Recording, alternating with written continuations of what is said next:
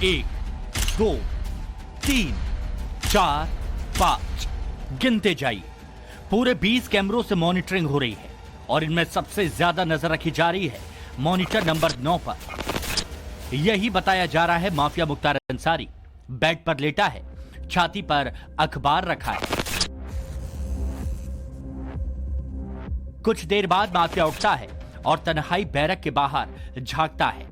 मुख्तार अंसारी कैदी की वर्दी में नहीं है, बल्कि साधारण कुर्ता और सफेद रंग की धोती पहना है। माफिया मुख्तार वहां से हटता है और बैरक में रखा सामान देखता है। कुछ देर बाद वापस फिर बेड पर लेट जाता है। जो मुख्तार अंसारी जज के सामने कहता था कि उसकी जान को खतरा है, उसका झूठ पकड़ा गया। इस वीडियो ने मुख्तार के डर की सारी पोल पट्टी खोल दी। अब बांदा जेल के बाहर की सुरक्षा देखिए। यहां भी पुलिसकर्मी तैनात हैं। हर आने जाने वाले पर बारीकी से नजर रखी जा रही है। इस वक्त हम वही बांदा जेल के बाहर खड़े हुए हैं जहां पर मुख्तार अंसारी कैद है। मैं अपने कैमरा पर्सन से कहना चाहूँगा कि कैमरे को पैन करके बांदा जेल की सुरक्षा को दिखाएं।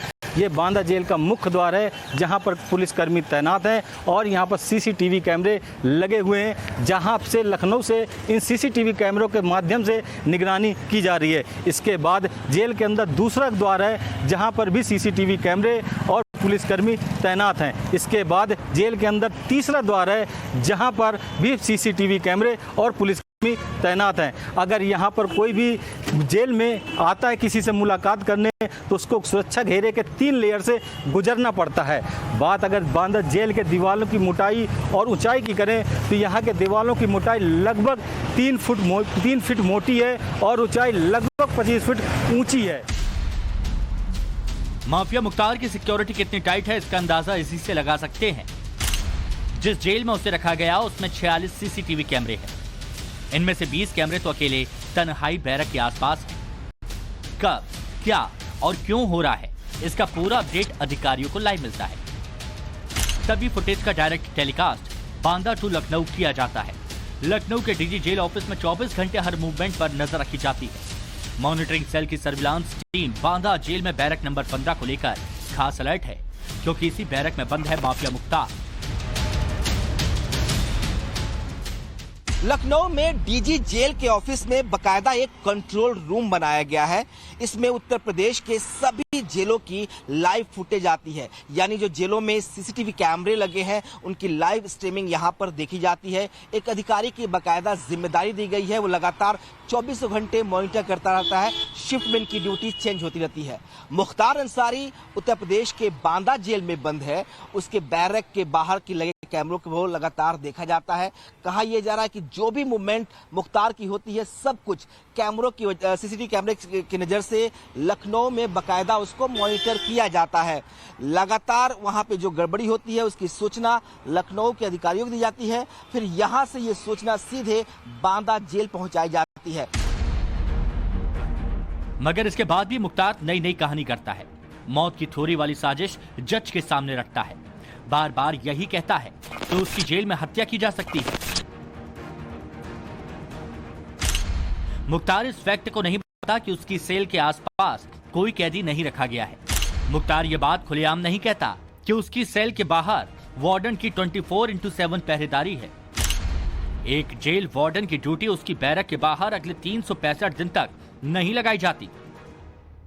और फिर चाहे मुख्तार का परिचित हो या जेल का कोई भी अधिकारी, सबको रूल फॉलो करना पड़ता है।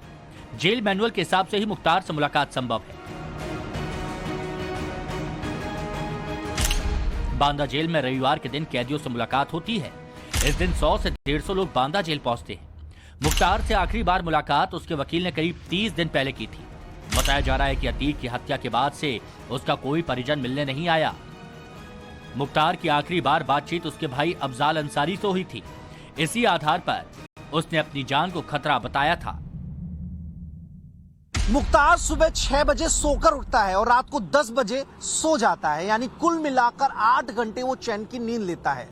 सोचिए जिसे जेल के भीतर 8 घंटे की नींद आ रही हो, भला उसे किस बात का डर।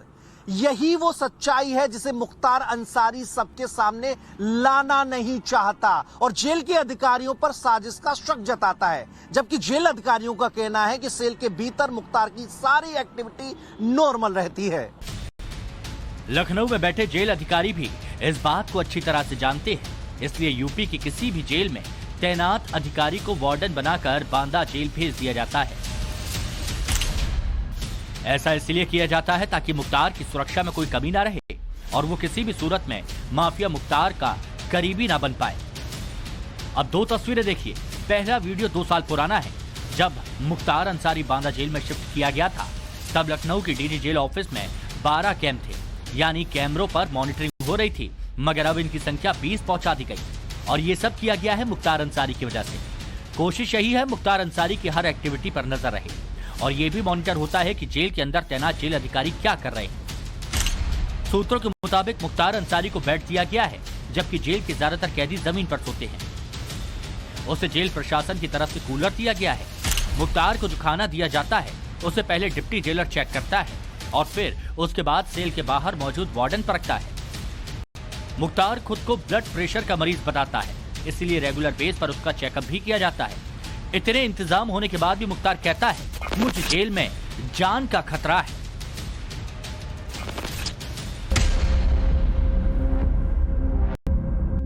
माफिया मुख्तार जिस जेल में बंद है, अब उसकी 4 दीवारी को देखिए।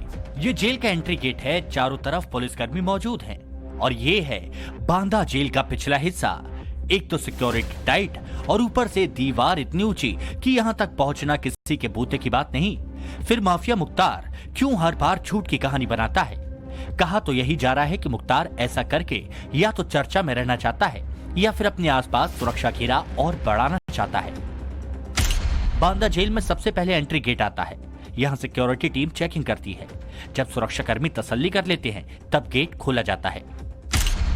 इसके बाद आता है गेट नंबर 2, यानी वो दरवाजा जिसे चेकिंग गेट भी कहा जाता है।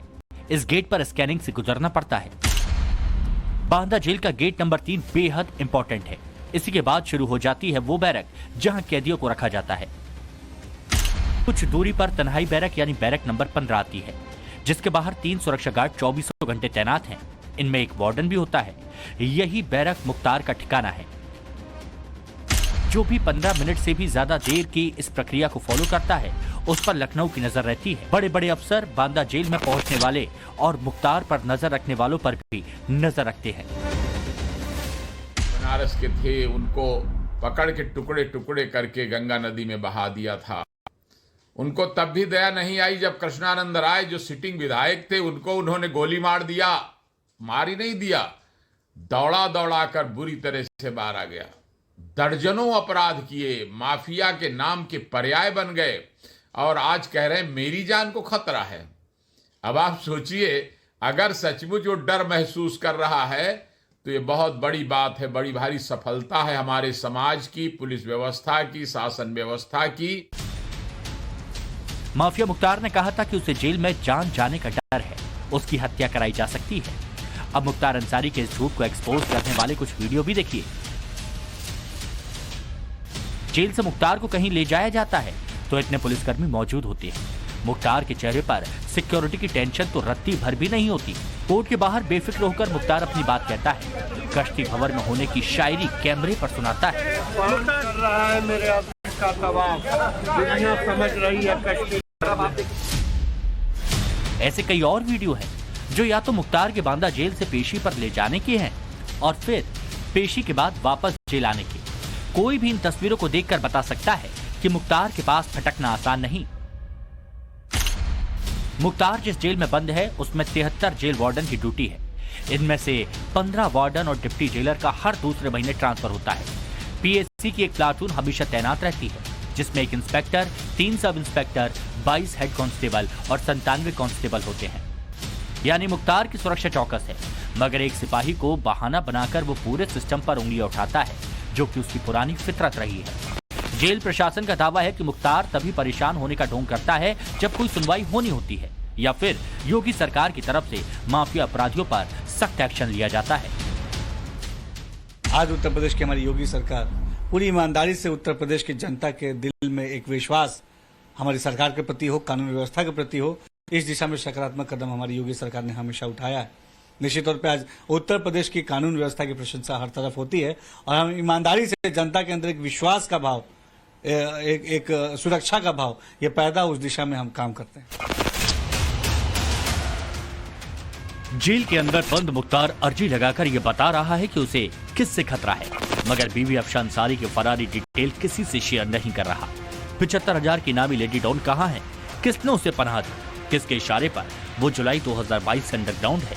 माफिया गैंग ने सब सीक्रेट रखा है। अफशान अंसारी 9 केसों में मोस्ट वांटेड है, जिनमें मनी लॉन्ड्रिंग भी शामिल है। छोटा बेटा उमर अंसारी भी फरार है, उस पर जालसाजी और अवैध कब्जे का आरोप है। सूत्रों का दावा है कि यूपी पुलिस अंसारी खानदान के इन बहू बेटों की हर एक्टिविटी और हर लोकेशन को ट्रैक कर रही है।